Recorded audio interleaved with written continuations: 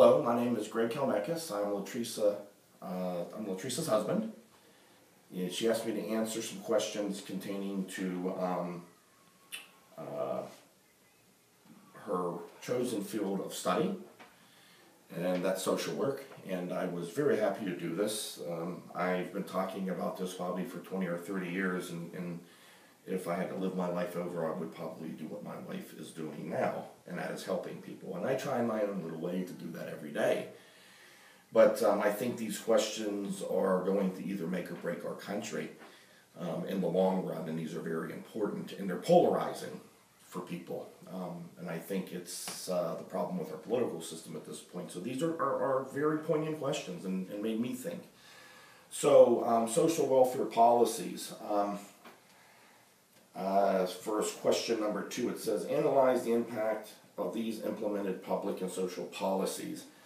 I was talking about in question 1, looking at a systematic view, right, and not looking at symptoms. And what I said, I think every policy, WIC, Medicaid, Section 8, and are in need of some bigger way of analyzing them. Instead of thin slicing them, we need to look at our whole social welfare process. Okay, so these are all symptoms of a greater underlying need. And when we start looking at policies, we start looking at symptoms and not the system, right? So I go to the doctor, I have a bad cough. That could be a symptom of many things, and we go from the cough to what is causing the cough. So I would say that when I look at these Medicaid Section 8, I can go into so many issues and start thin slicing them down, but I would like to really talk about the history of how it started, and I talked about in question 1. It's social welfare really started under FDR. I mean, the true fundamental sanctioning by the government of social welfare systems, Social Security being the most important, than Medicaid, right? And from that day forward, the New Deal, it has been getting eroded. And there's political forces that are doing that. And I think right now is a really important part in our history, and it's a point where we're going to have to make a decision. We're probably at the lowest, we are at the lowest level since the New Deal of providing means-tested social welfare to people that need it. We're at 7% means-tested, where 96% of the population gets social welfare, but only 7% of it is tested for people that truly need it. And we're polarizing and we're politicizing this. I think Ronald Reagan did a great job with the welfare queen that was made up, driving the Cadillac in Chicago with the food stamps. That's what people think. And the eroding of social welfare programs, any one program will change it any one day. It's looking at that system, and do we want to be a country that truly gives back from a government standpoint?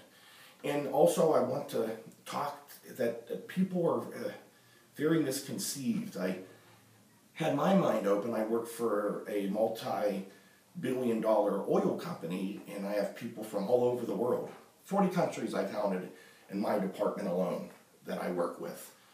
And they said you have to be very careful when you talk about social programs. That policy is set that if the government, if you give incentives, it's not blowing up bureaucracy.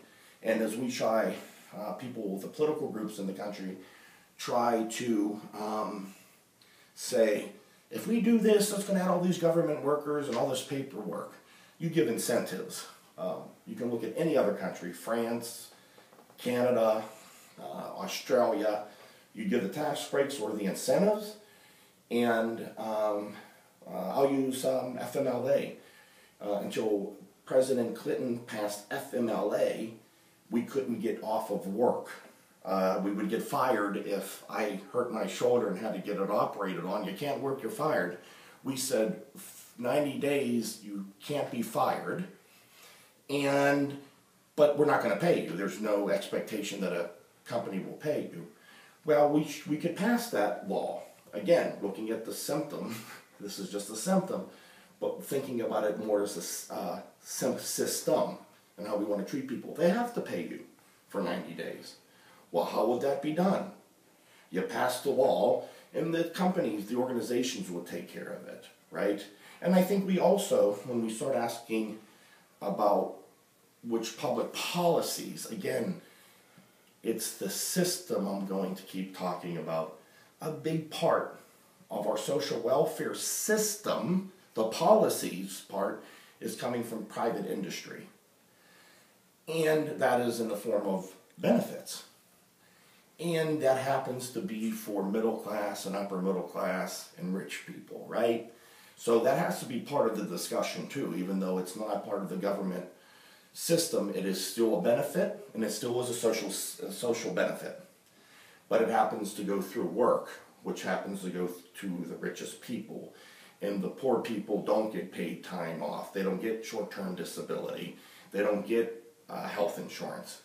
And again, policies. Even if we go and get Obamacare and it's 100% enacted, we will still have the lowest level of insured people in the world for Western countries, civilized countries. So again, I think we need to not pick on one policy, but have a big discussion about what the systematic problems are, not the systems. And it comes to the crazy left people and the crazy right people, and then the truth lies somewhere in the middle, right? We're not going to become a socialist country, and we can't, in my opinion, go back to the 96% tax rate of the New Deal. I think it's somewhere in the middle, and an intelligent discussion between the middle of the road people. I think we can come up with a systematic change that the policies will automatically drop down and follow into the right slots.